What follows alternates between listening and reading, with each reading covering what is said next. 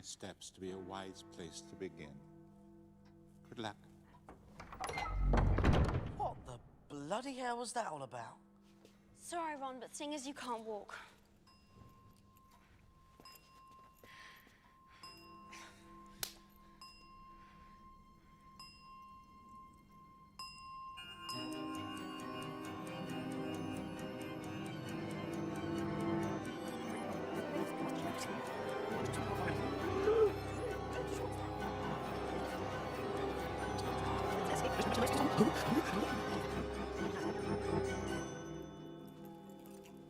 What just happened? Where's Ron? 7:30. Where were we at 7:30? I know, going to Hagrid's. Come on, and we can't be seen. Hermione!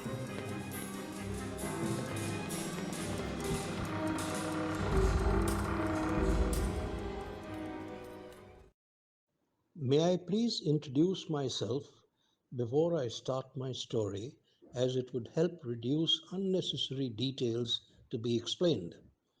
I was in the Indian Air Force for over 3 decades, and nearly 20 years of which I was employed as a parachute jump instructor, and I have over 1,000 para jumps to my credit. Now, my story. I was flying as a dispatcher in a C-119 packet aircraft with 40 battle-equipped paratroopers of the 50 Para Brigade. Ours was the Pathfinder aircraft flying deep into enemy territory of East Pakistan for India's first ever battalion group airborne operation over Tangail in Bangladesh. Dozens of a variety of IAF aeroplanes were to fly in after us to drop hundreds of paratroopers, artillery pieces, and ammunition supplies, plus medical cover at the Tangail dropping zone, which should have been marked by the troops of our Pathfinder aircraft. I was thrilled to be part of such a momentous moment in the history of India's armed forces as I stood at the open door of our aircraft as it flew into Bangladesh. We had taken off from Dum Dum in Calcutta and were flying east as we crossed into enemy territory. Having been in the planning team for the Tangail operations since September, as we flew in on 11th of December 1971, I was familiar with the route taken, but not of the terrain below me of crisscrossing rivers and streams and water bodies. As we flew on, the many panoramic views of our own beautiful land came to my mind. I had stood at the open para door of aircraft hundreds of times to look down on the vast snowscape of mountain peaks in Ladakh, with emerald-like lakes fringed with ice sparkling like diamonds in the morning sunlight, or in the east, flying over canopies of green with the mighty Brahmaputra snaking through. The south would present a beautiful sight of green paddy fields, groves of coconut trees, and stately gopurams standing in between. Flying over the vast desert stands of Rajasthan, with mighty ramparts and forts going past below, had its own charm. But we were descending now for the final run into Tangail to drop our troops. Looking down over the watery terrain, I could see now a variety of sailing craft on the larger rivers we were flying over. I tensed suddenly as I saw flashes of light coming from some of the boats. My excited mind made me think this flashing was gunfire from the boats below. But I realized soon enough that this was sunlight being reflected from the glass of cabins on the boats. As I have told you earlier, we had taken off from Dum Dum and headed east. By the time we flew into Bangladesh, the sun was low on the western horizon and exactly aligned for glinting of glass. In conclusion, I must confess I was thrilled to be on this historic flight, and who knows, if what I saw was actual gunfire, this tale may never have been told.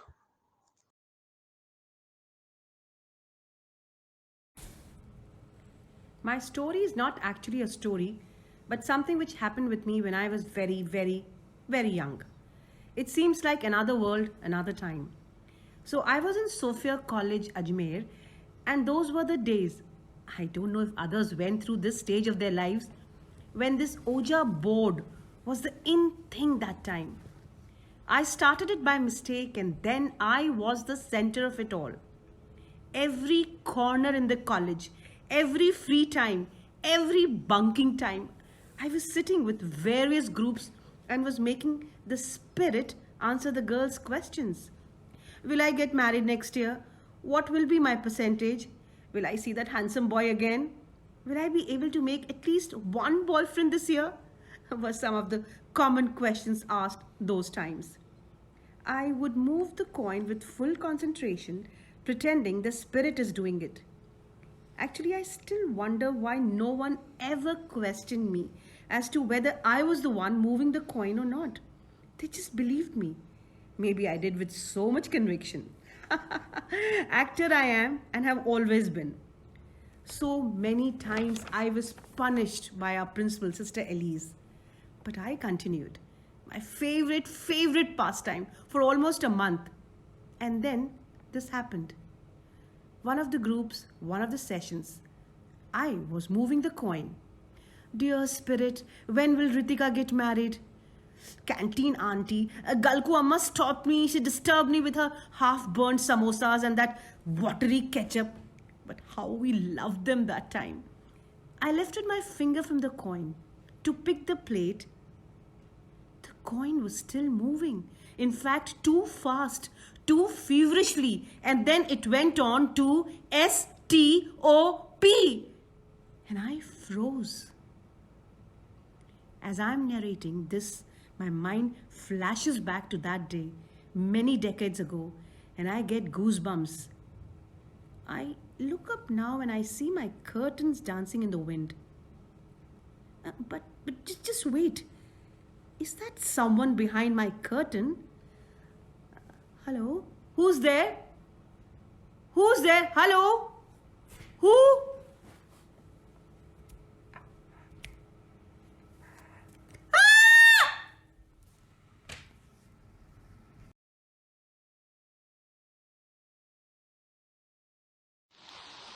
My name is Ravi. I am studying in grade 5. I am here to present an extract from the story Shannon's Web by E.B. White. Attention please, Wilbur said in a loud and firm voice.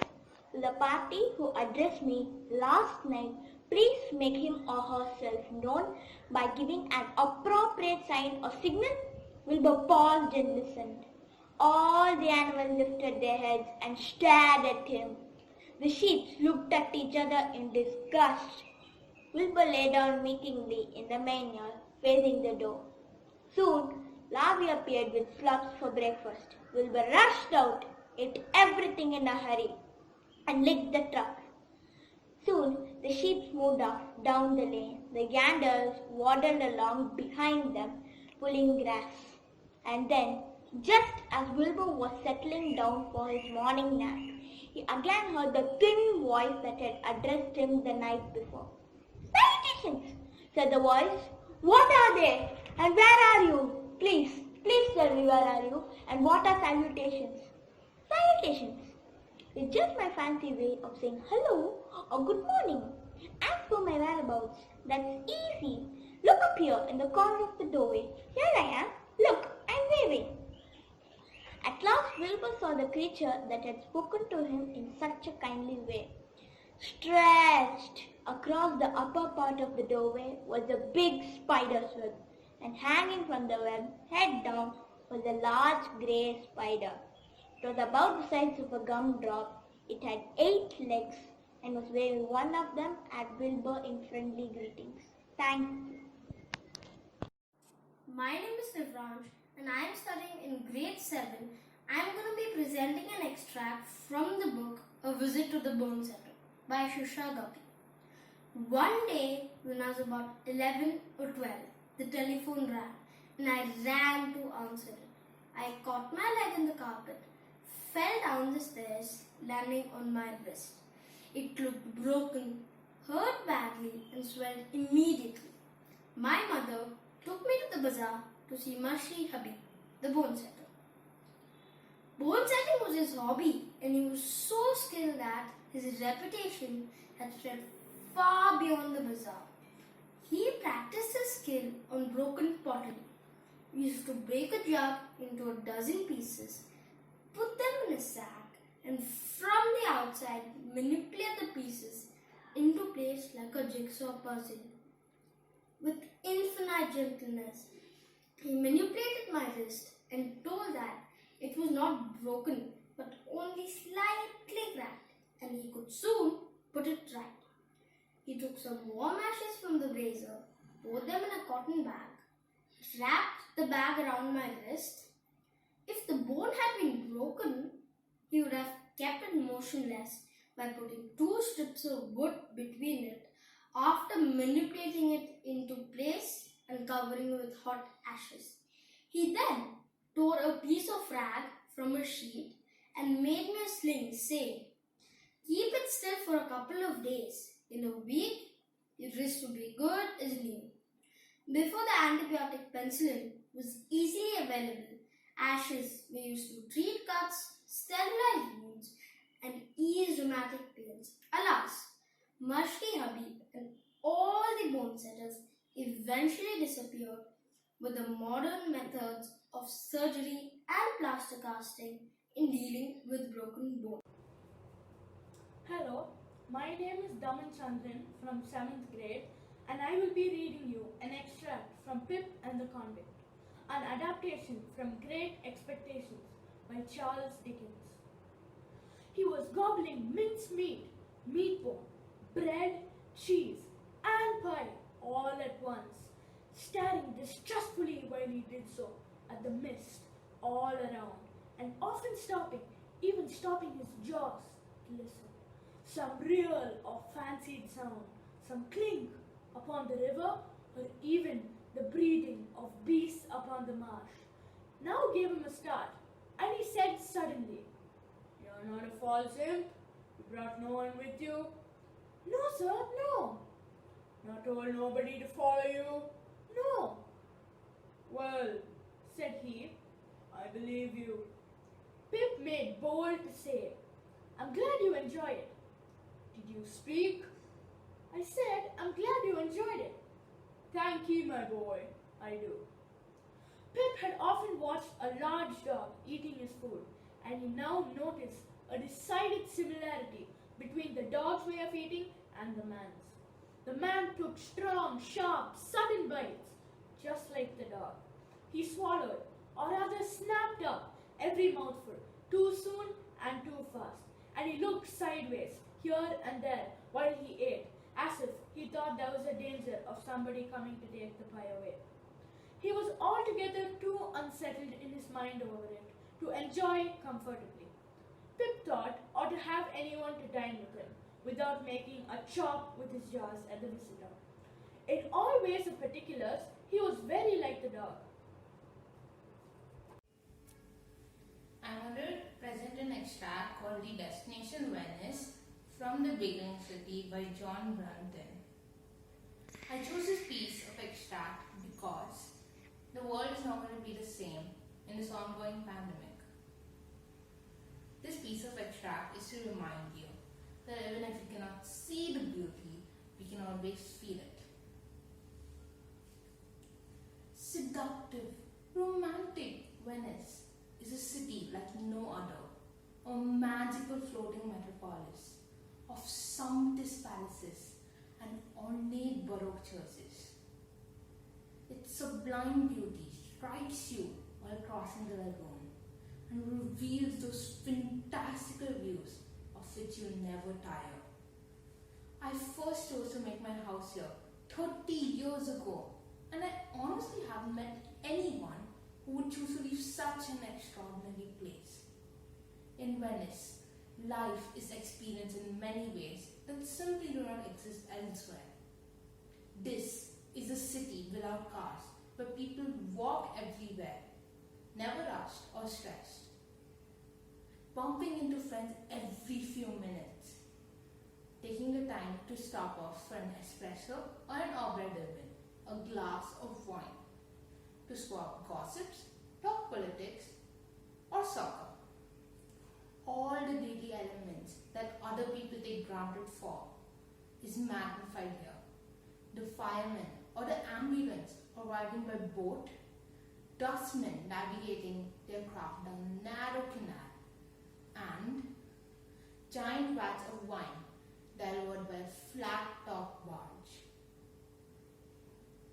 When the siren sounds for the aqua or the high tide, we Venetians just put on our rain boots and paddle to the water, knowing that in a few hours it will recede back to normal. It is just another part of living in Venice. Thank you. So we are talking about this incident in parachuting in my career of a hang-up. And it all started with you coming home and looking at this photograph of the President of India presenting a medal to me and saying, "What the hell is this?" And I told you, this is the result of that hang-up. Now, what exactly is a hang-up is a technical way which I would not like to go into any details, but briefly, as it's necessary to know what did happen inside that aeroplane. So this was many years ago, something I think around February 1967, if I'm correct, cold winter day in Agra, and there was a basic course coming in for parachuting training. As you know, we follow the British system of the RAF system, of we being the parachute jump instructors, and the troops are from the para brigade, the 50 independent para brigade. So this was a training jump, the first jump after the ground training of these troops, and I was the officer in charge of this particular group of chaps from the army, and we were up in the sky in a packet aeroplane, the C-119G, known as the packet, and it used to carry about 40 odd troops. I was in one aircraft, and another lot of 40 odd troops was in another aircraft which was ahead of us. So inside the aeroplane, the usual, you get up, and then the stick is the number of people jumping one after the other. They get up, they hook onto a cable inside the aeroplane, and then when the time comes to jump, they one after the other, they leave the aeroplane, and they leave behind a rope on which the parachute which he has jumped with had been packed.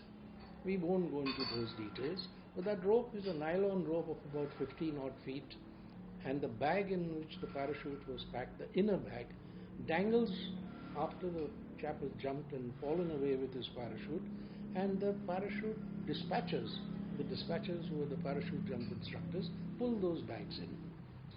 That day, somehow the chaps were not getting ready. I was going to jump at the last, after all the sticks had gone one after the other, and then I would get up and take my turn on the last stick and jump, because I wanted to see these troops going out. But we were not getting ready in the aeroplane, and I was wondering, why is this delay? Just then, one of the instructors, who was a parachute jump instructor in my aeroplane, he came up to me and said, "Sir, we've had a hang-up."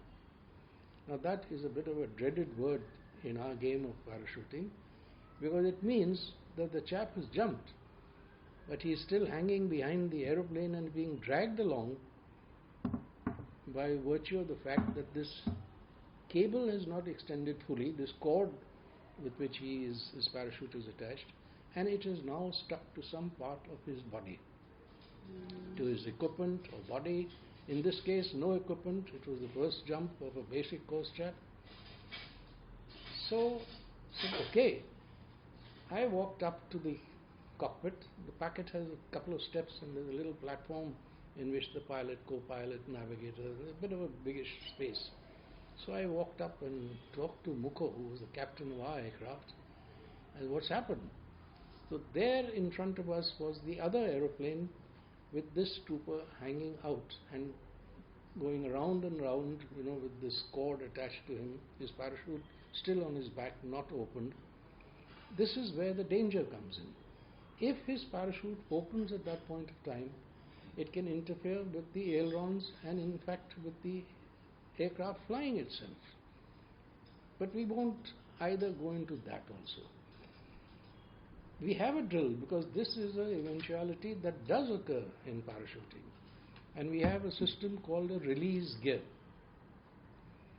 Release gear is nothing else but two small parachutes which are put on the floor of the aircraft in which this has happened. An ordinary rope is made into a figure of 8 through the ripcord handles of these two parachutes, and then this tied to a point inside the aeroplane on the ground. It's the flooring, one of the floorings of the aeroplane. And the dispatcher or the PGI cuts the main cable on which this chap has hooked up his parachute cable. And once that thing is cut, this whole paraphernalia goes out with the man with these two parachutes, and the rope pulls the ripcord handle, and these two chest-type parachutes, as they are called, deploy. So I knew, okay, it's happened before. We succeed in this kind of release gear effort to save the chap. But why is this chap not doing that in that aeroplane? So I told Mukho, give me that mic of yours, let me transmit. So I called up the aircraft in front and asked them, why have you not dropped this chap as yet? How long has he been hanging out? He says 6 to 7 minutes. I got a reply. And that can be terrible. What an experience. The first time that chap has jumped out of an aeroplane and he finds himself in this situation. Anyway, I said, okay, when you go around again, drop him at that time. He said, no, there's an argument with the dropping zone about what height should we release him. I said, to hell with that, you just release him, I take the responsibility. This is all going out in the ether in open transmission. There is no, and I didn't even know who the captain of that aeroplane was. Later on I discovered he was my commanding officer. Anyway, they did the run, and I knew by now they had set up this release gear. It was only a delay of what height to release him. So I told Mukho, please follow this chap. So he behind him stepped up a little bit, and we kept going behind this, about 500-600 yards behind. And we came over the DZ, and my heart was in my mouth waiting to see the parachutes open, the two white chest-type parachutes. Nothing happened. Nothing happened. We crossed the DZ, still nothing happened, and then suddenly I saw this chap's parachute open, who was hanging, which is the T10. It was an olive green parachute, much bigger than those two chest types, but his parachute opened. I was absolutely foxed at how this has happened, but I knew whatever held it up from opening has now given way. That could be anything. So this could be serious of whatever has happened, and he's landed now way outside the dropping zone. No safety. The area in Agra where this particular DZ is located, for a dropping zone is located, happens to be near Jagner area. Rocky, very scrubby, no fields, etc. Not very many. I said, okay. I told Mukho, turn around, I'm going to jump where this fellow is landed. He says, don't be silly, sir, you can't do that. He says, we don't know, it's totally against the rules that you go and jump anywhere. We don't know what's happened. I said, no, that's exactly why I should jump, because I owe a moral responsibility as an officer in charge of this course. Very sweet of Mukho. He turned around, he dropped me pretty accurately. On my way down, I could see a parachute open, but a crumpled up figure lying next to it, but nothing else. I could no movement. I happened to land pretty close, around 50 odd yards. I opened the parachute harness and ran up to him. When I turned him over, I saw he was lying totally, a lot of blood lying there, and he had his right hand missing. It was cut off at the wrist, severed totally. There was no hand over there. So immediately you know what had happened. That nylon rope had caught him by the wrist, on his way out, he didn't let go in time or whatever happened. Let that be. But imagine the trauma he went to and the pain. That it took him about 10 minutes before that, being pulled with his body weight and buffeted around, that nylon rope cut through his wrist totally, and when it got severed, his parachute opened, because now the restriction was gone. So what I could do at that time was only tie a tourniquet. We used to have those overall belts, nylon ones. I just ripped one off, tied a tourniquet. He was unconscious. But as the blood stopped, I could see him groaning, and he opened his eyes. And he's an Indian paratrooper, that's all I can say. All he looks up, one big smile, and Saab, kya hua? What do I say to him?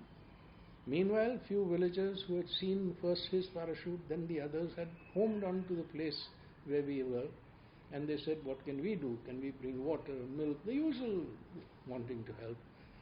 I said, you do nothing, you run towards the dropping zone, because they are in the area, they've seen this happening for years. Run towards that area, I'm sure people are coming, you guide them to this place. And after the incident, about 20 minutes later, the first person coming to me was one young PGI, a tough chap who we had trained, Gomez. And I told him, Gomi, what has happened? Where's the doctor? He says, sir, he's way back. I said, you go back. Tell him this has happened and come back with him running. It took another 10 minutes before the doctor arrived, and then the doctor took over. Now, all I know is that later on, whatever happened, we need not go into those details of what the commanding officer said to me and did to me, etc., because he says you have jumped in the safety lane of the airfield and all sorts of accusations, and said that I think you are up for a court-martial. So there was another officer, a very senior officer, who was a dear friend of ours, always has been, unfortunately no more, Pete Wilson. He was the officer of IC flying. In a typical Lasonic way of his, he says, I don't know what you chaps think, but I think Meenu deserves a gong. That gong was the Shaurya Chakra. To go.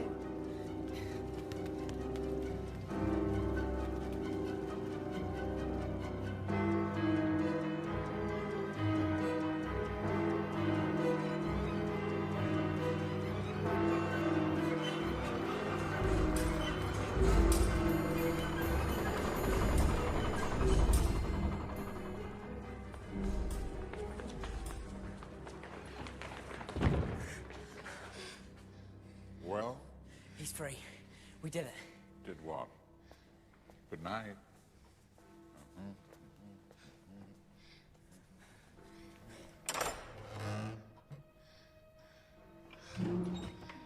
How did you get there? I was talking to you there. No, you're there. What's he talking about, Harry? I know. Honestly, Ron, how can somebody be in two places at once?